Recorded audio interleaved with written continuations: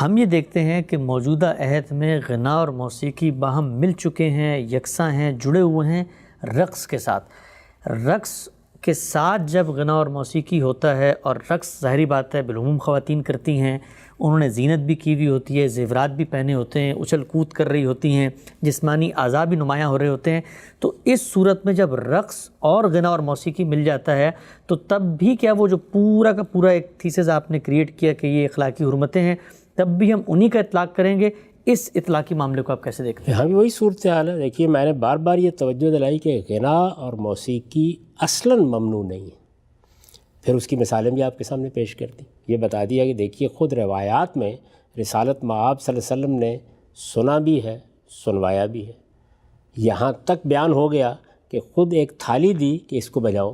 ظاہر ہے کہ یہ آواز کے ساتھ ساز کو شامل کرنے کا عمل ہے۔ جی، اس میں آگے جا کر کیا کیا ساز ایجاد ہوں گے یا ایجاد ہو چکے تھے، وہ ایک الگ بحث ہے۔ بالکل اسی طریقے سے رقص کی مثالیں بھی موجود ہیں، ہم پڑھ چکے ہیں اس دوران میں۔ یعنی یہ عرض کر چکا ہوں میں کہ اس میں مردوں کا رقص کرنا، عورتوں کا رقص کرنا، یہ چیزیں بھی موجود ہیں۔ دیکھنے کا عمل کیا ہے؟ کیا رقص اپنی ذات میں کوئی ممنوع چیز ہے؟ اپنی ذات میں کوئی ممنوع چیز نہیں۔ جس طرح تصویر کشی کوئی ممنوع چیز نہیں، جس طرح کہ شاعری کوئی ممنوع چیز نہیں۔ اصل کیا ہے؟ وہ یہ کہ اس کے ساتھ آپ کیا کر رہے ہیں۔ تو میں نے غنا اور موسیقی پر گفتگو کرتے ہوئے یہ عرض کیا تھا کہ ہمارے زمانے میں اس نے جو صورت اختیار کر لی ہے وہ کسی طرح بھی قابل قبول نہیں ہوتی۔ یعنی ایسی مجالس منعقد ہوتی ہیں کہ جن میں شرفاء بیٹھ نہیں سکتے، یا جن کو سن نہیں سکتے، یا جن چیزوں کو دیکھ نہیں سکتے، وہ دوسرے اخلاقی اصولوں پر ممنوع قرار دی جاتی ہیں۔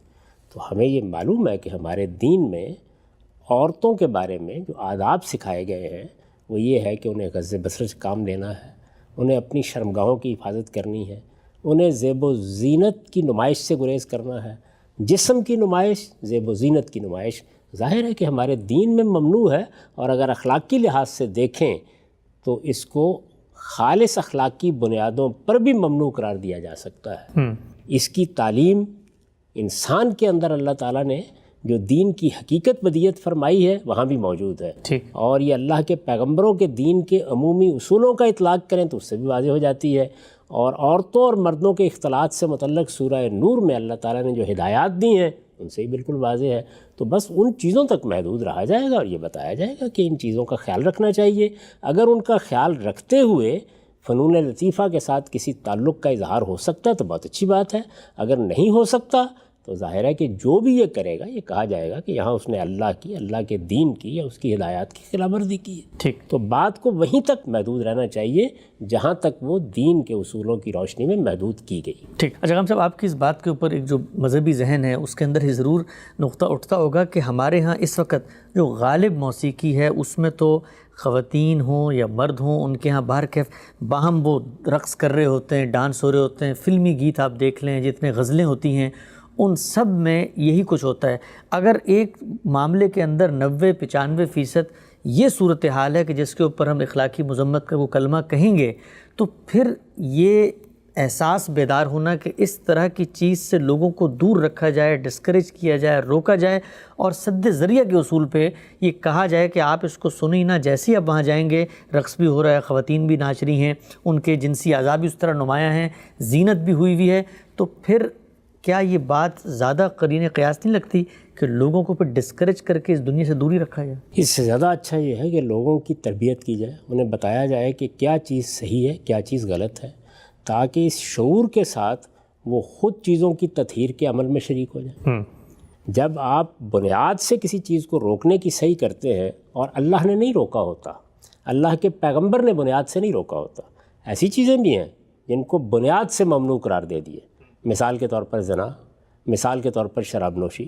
اللہ اور اللہ کے رسول نے جن چیزوں کو بنیاد سے ممنوع نہیں قرار دیا ہوتا، اس کے لواحق، اس کے لوازم کے بارے میں لوگوں کے اندر شعور پیدا کرنا چاہیے۔ اس کا فائدہ کیا ہوگا؟ وہ یہ ہے کہ جب ان کے اندر یہ شعور پیدا ہوگا تو آپ سے آپ اس عمل کی تطہیر ہونا شروع ہو جائے گی، اور جب اس عمل کی تطہیر ہوگی تو اس سے لوگ فرحت بھی محسوس کریں گے، اور دین کے صحیح توازن کو بھی اخذ کرنے میں کامیاب ہوں گے۔ یہ جو طریقہ ہمارے ہاں اختیار کیا جاتا ہے کہ فلاں چیز کے بارے میں بس وہی قاعدہ ہونا چاہیے کہ مگس کو باغ میں جانے نہ دینا، کہ ناحق خون پروانے کا ہوگا، اس کے اچھے نتائج نہیں نکلے. اس کا لازمی نتیجہ یہ نکلا ہے کہ وہ چیزیں کہ جن کے بارے میں لوگوں کے اندر شعور پیدا کرنا تھا وہ ان کے بارے میں بے شعور ہو کر رہ گئے ہیں. اور ایک بڑی قلیل تعداد ہوتی ہے جو لوگ اپنے آپ کو صالحین کے زمرے کے لوگ کہتے ہیں، وہ ان سب چیزوں سے بچ کے بیٹھ جاتے ہیں. آپ اس وقت کا جائزہ لے لیں. آپ نے ایک جملہ بولا ہے کہ 90-95%، تو 90-95% لوگ اس وقت سن رہے ہیں. بہت اہم بات ہے، غور کر کے دیکھ لیں. ایسے ہی ہے. جبکہ اگر آپ صحیح توازن سے اپروچ کرتے اور یہ بتاتے کہ یہ غنا، یہ موسیقی، یہ تصویر کشی، یہ اس طرح کے دوسرے فنون لطیفہ اپنی ذات میں یہ حیثیت رکھتے ہیں، ان کے لوازم میں، لواحق میں بہت سی قباحتیں ساتھ شامل ہو جاتی ہیں.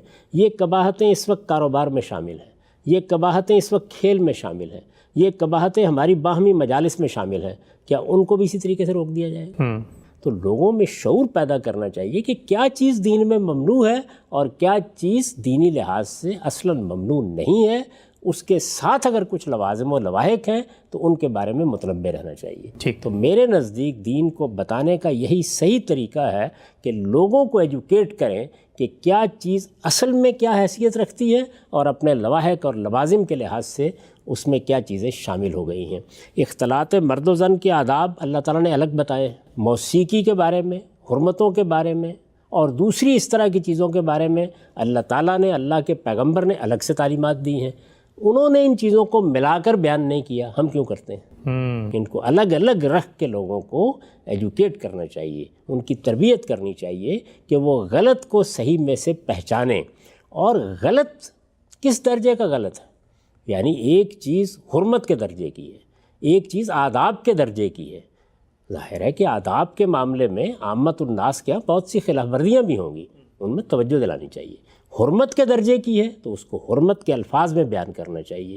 لواحق و لوازم کے بارے میں احتیاط کا مشورہ دینا ہے تو احتیاط کا مشورہ ہی دینا چاہیے. یہ خیال ہی بالکل غلط ہے کہ اگر کسی چیز کو آپ انتہا پر کھڑے ہو کر روک دیں گے تو اس سے لوگ باز آ جائیں. ٹھیک. عملی تجربہ یہ بتا رہا ہے کہ کوئی بھی باز نہیں آتا. تصویر کے بارے میں دیکھ لیجئے، غنا اور موسیقی کے بارے میں دیکھ لیجئے. ٹھیک. وہی لوگ باز آئیں گے جن کو آپ سچا شعور دیں گے.